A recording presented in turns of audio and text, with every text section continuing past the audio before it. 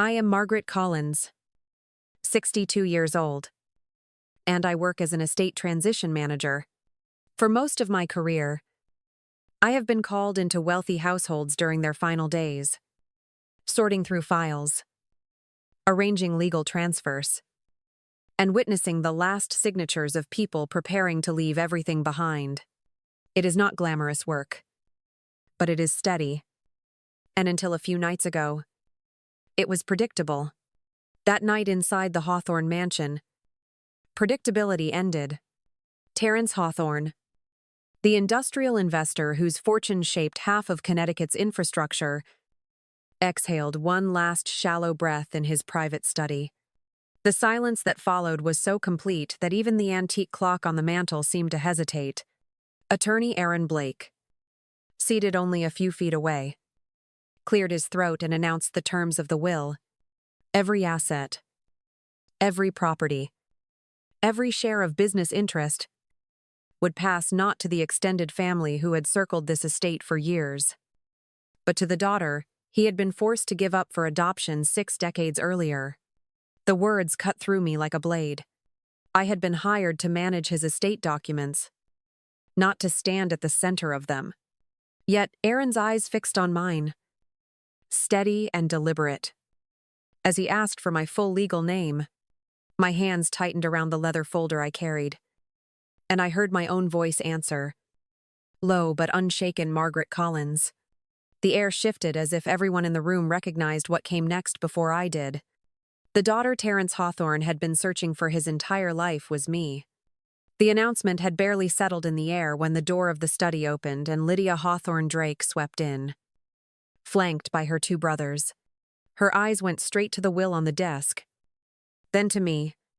There was no surprise in her face, only fury.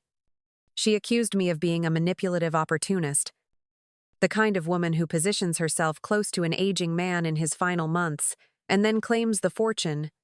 To her, I was not a daughter but a hired hand who had crossed an unforgivable line. The brothers echoed her words, sneering about conflict of interest.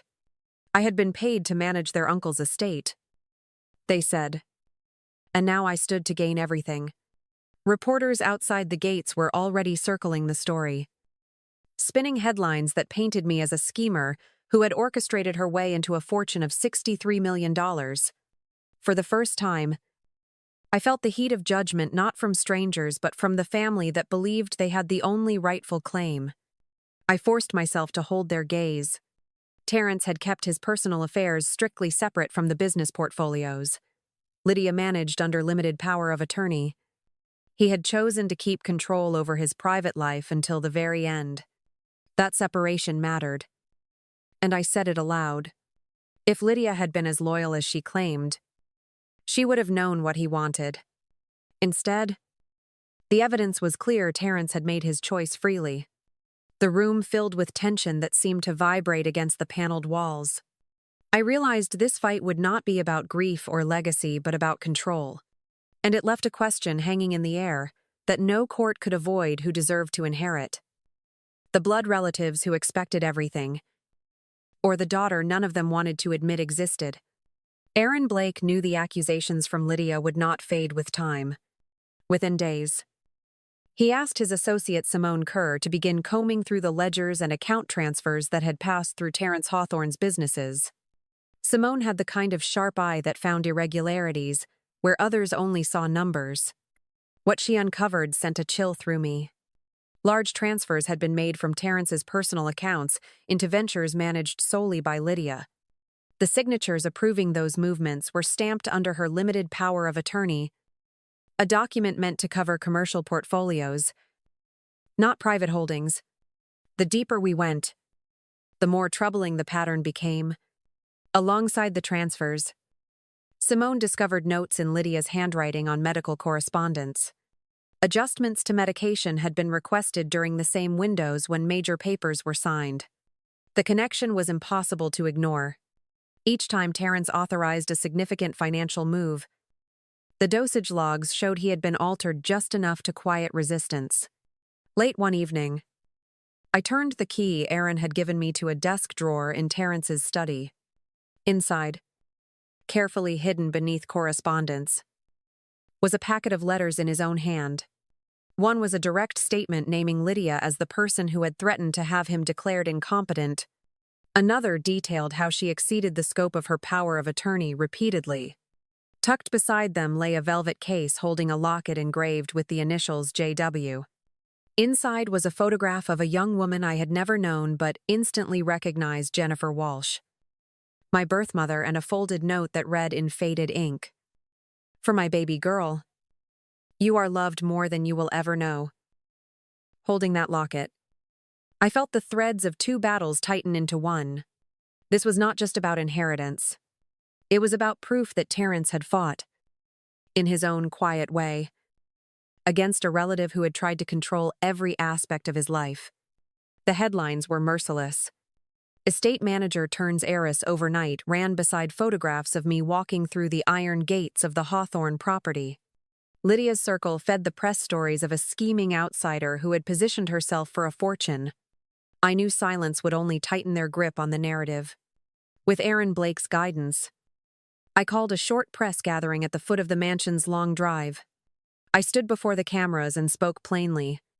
Terrence Hawthorne had left not only a will but documentation proving his choices.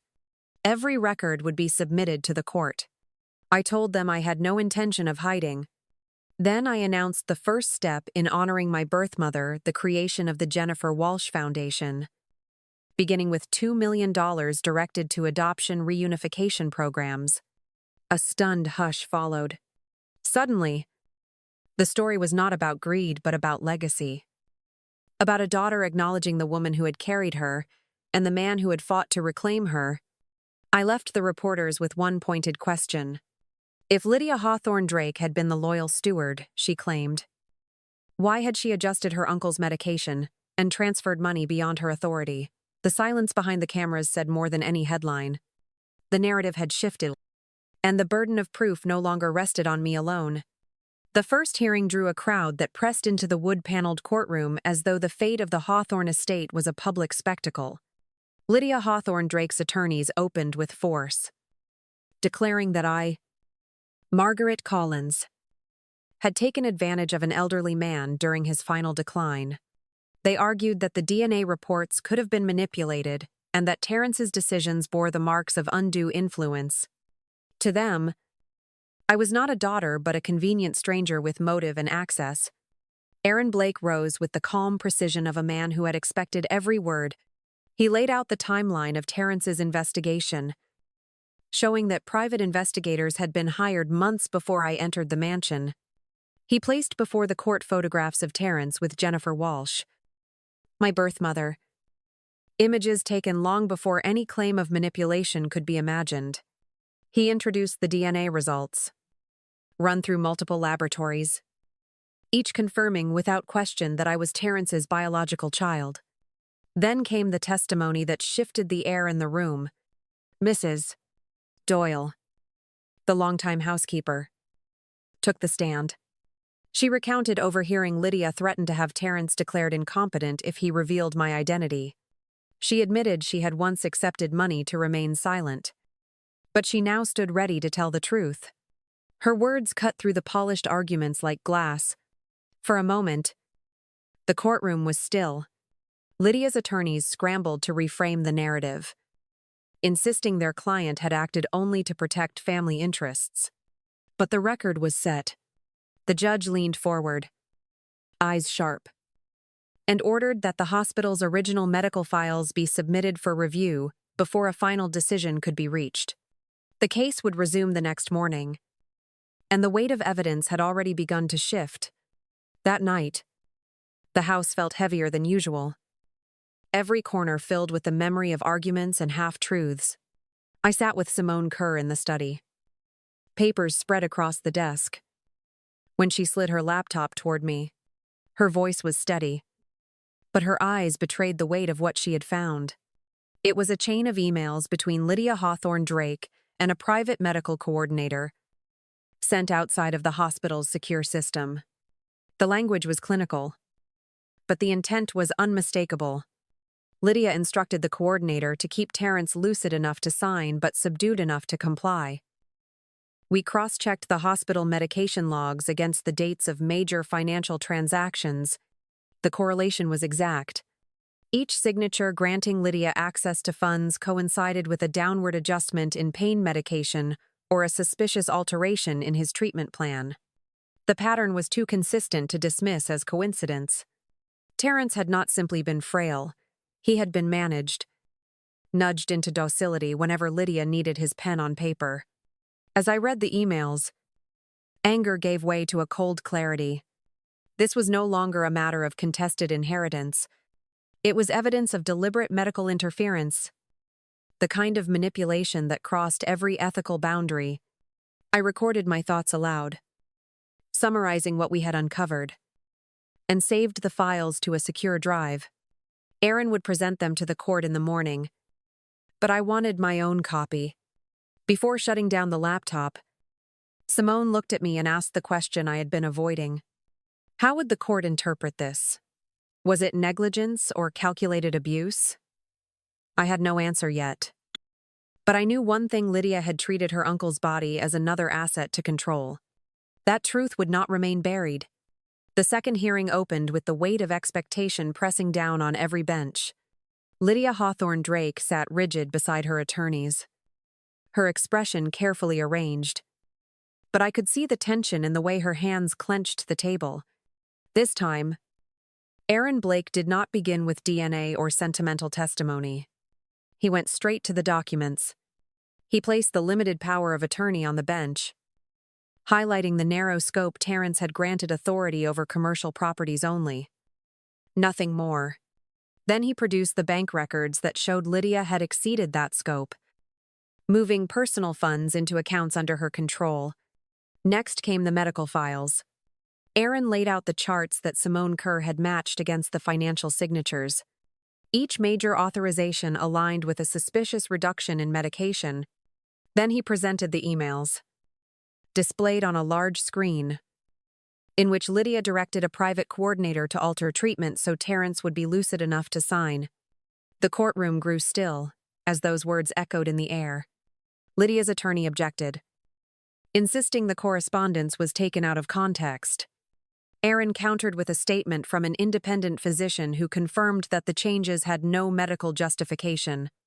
The implication was unavoidable: Terrence had been manipulated, his care compromised to benefit someone else's financial agenda.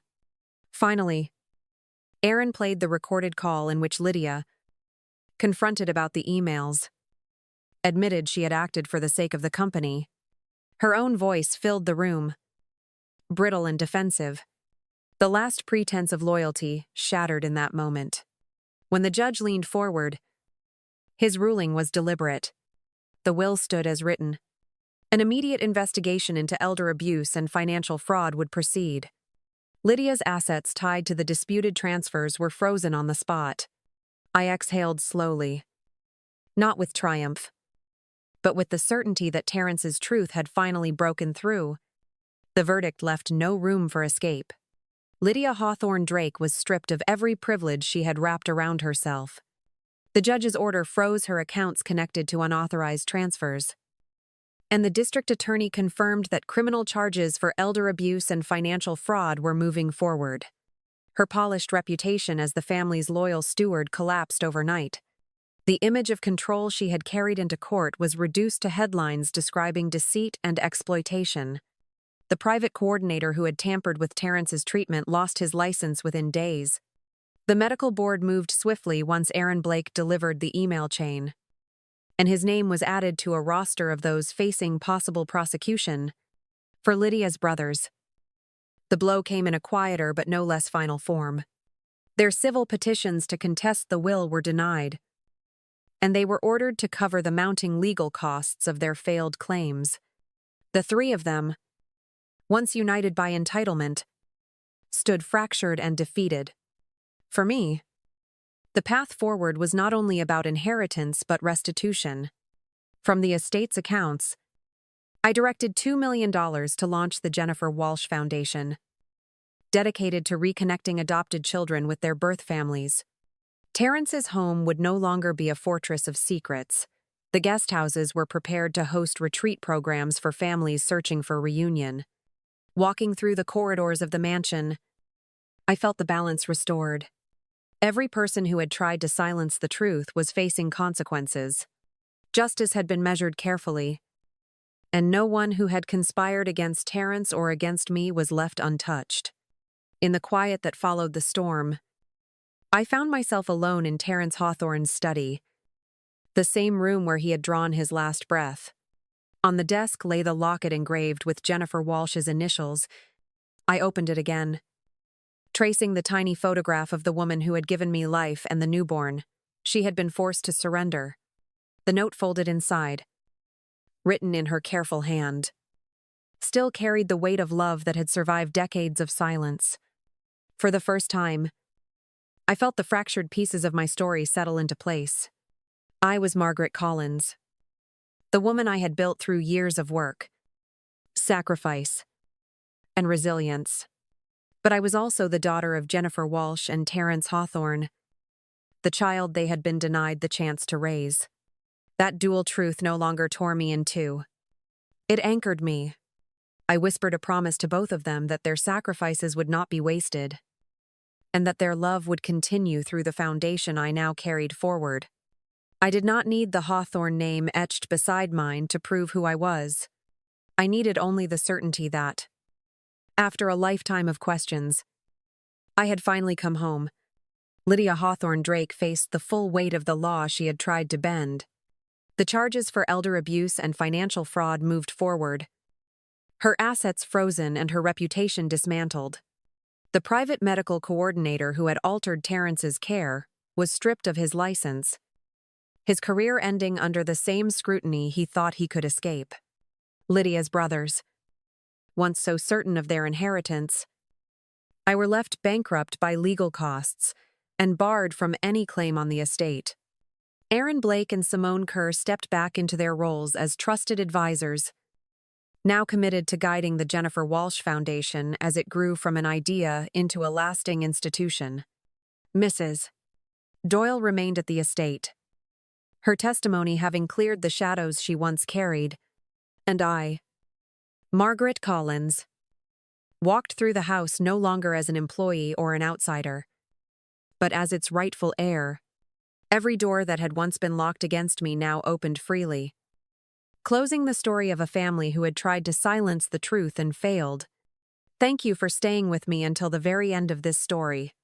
If you've ever faced betrayal, injustice, or felt silenced in your own family, I know that your voice matters here. Share your thoughts in the comments. Let your story be heard. And don't forget to subscribe so you won't miss the next chapter.